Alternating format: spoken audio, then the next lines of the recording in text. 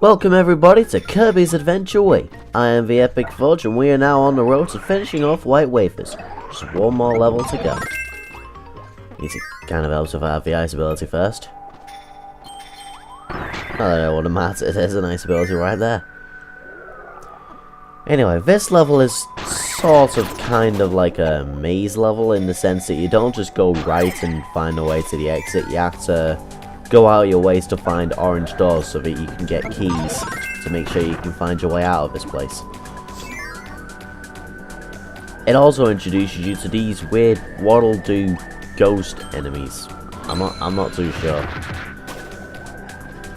That's what they're doing. They don't really do anything. They just float upwards and just float there.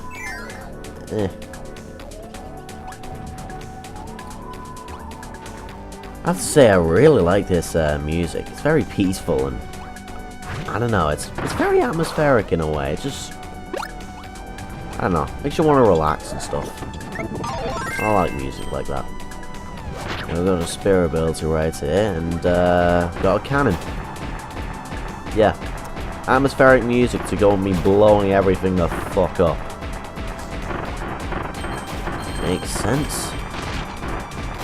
Anyway, all you're supposed to do with this cannon is just keep hold of it until you find that orange door down there and go inside it.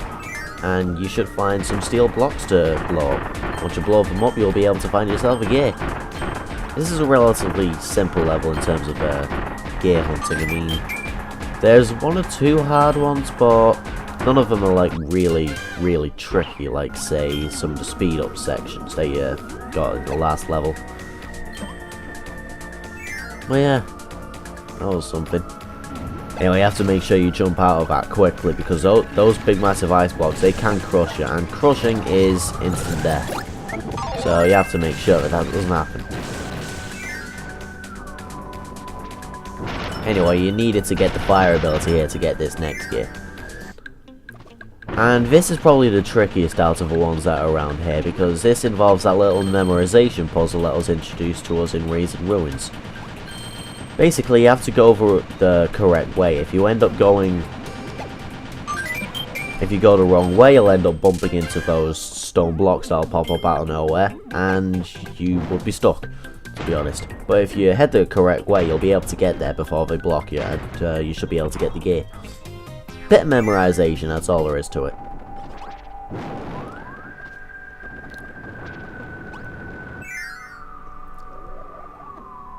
Now there's another room with all these waddle-dooters. Waddle-do things, I don't even know. And there's those pink scarfies right there, the key scarfies that'll end up messing you up if you go anywhere near the keys, like now. And again, you have to make sure they don't touch you, otherwise they will blow up, and that's painful. Yep, like I said, all you need to do is just carry the key and get to the door.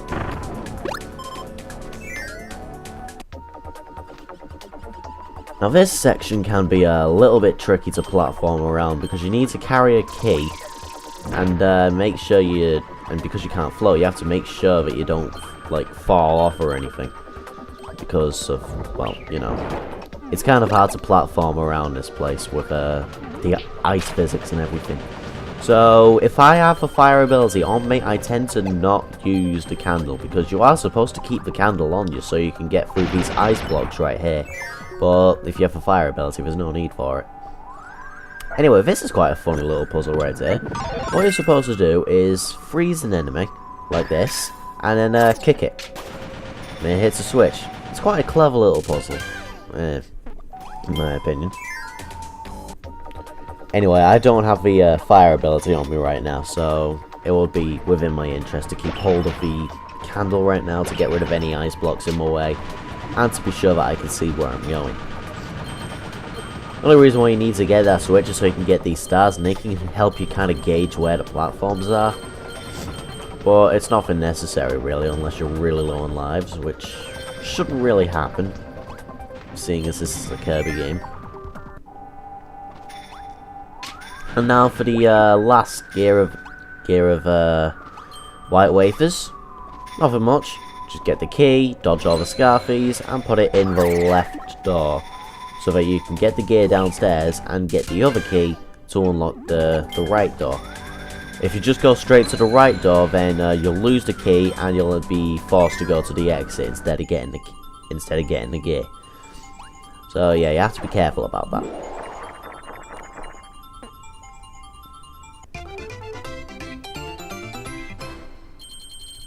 Well yeah, anyway, we are now at the end of White Wafers, so it's time to move on to the boss.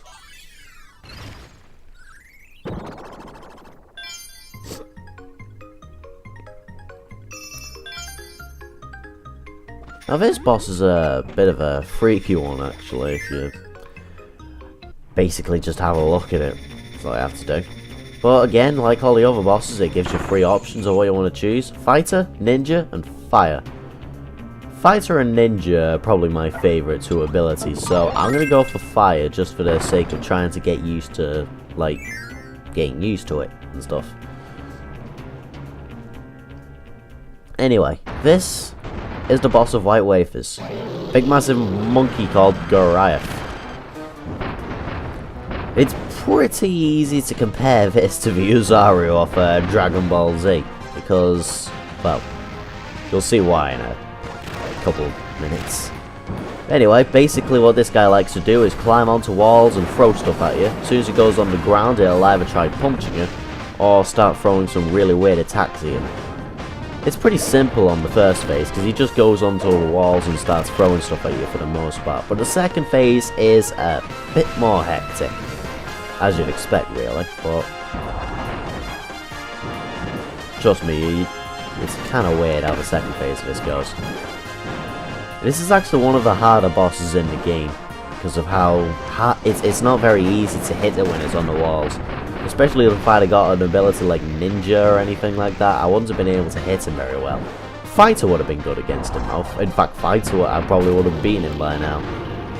Anyway, on the second phase, Goliath goes Super Saiyan for some reason.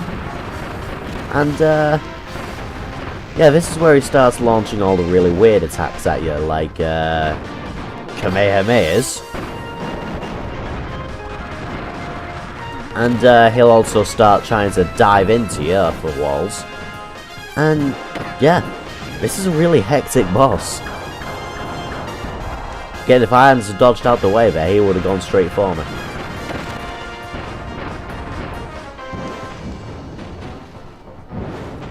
Anyway, if you take too long, the stage will, he'll end up breaking the stage, and it'll get shorter, and etc.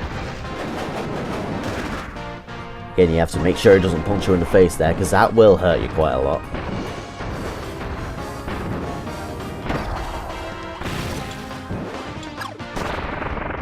Like now. I'll have my fire ability back, thanks. Anyway, after such a hard boss, it gets kind of a comedic death scene right there. And that's the end of White Wafers. We now have the emblem. Why this thing is required, I don't know.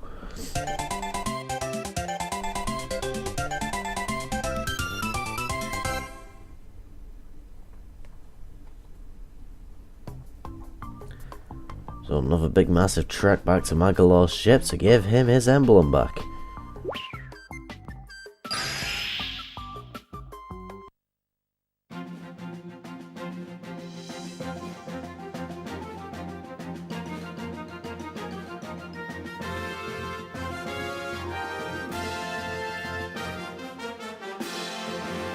Question, is that really necessary to fly that ship?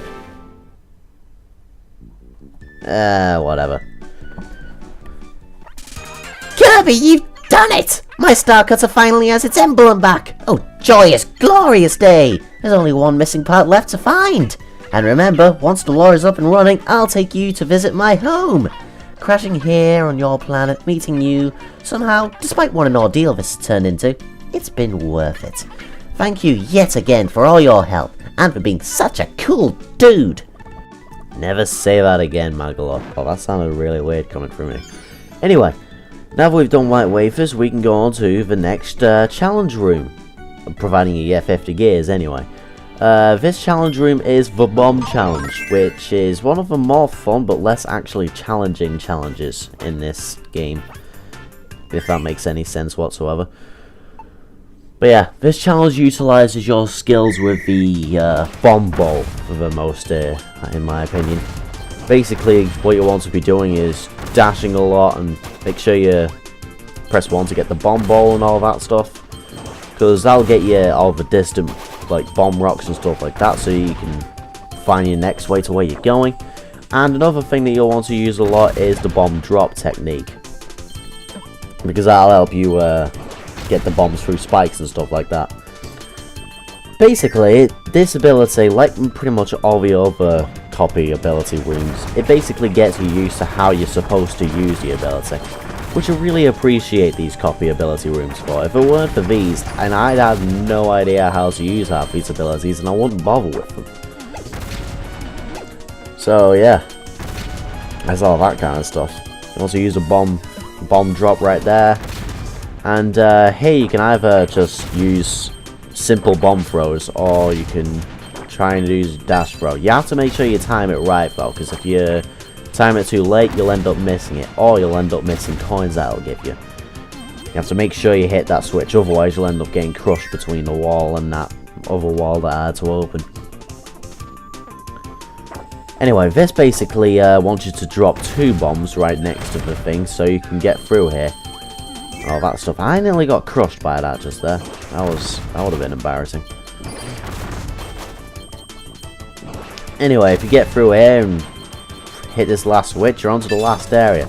Now what I used to do here is jump around and drop bombs and just hope they fell into the middle, but I noticed through watching other Let's Plays that you could do what I was just doing there. Anyway, that's the end of this part, ladies and gentlemen. So, I shall see you guys in the next part of Kirby's Adventure Wii, where we visit probably my favourite world in the game.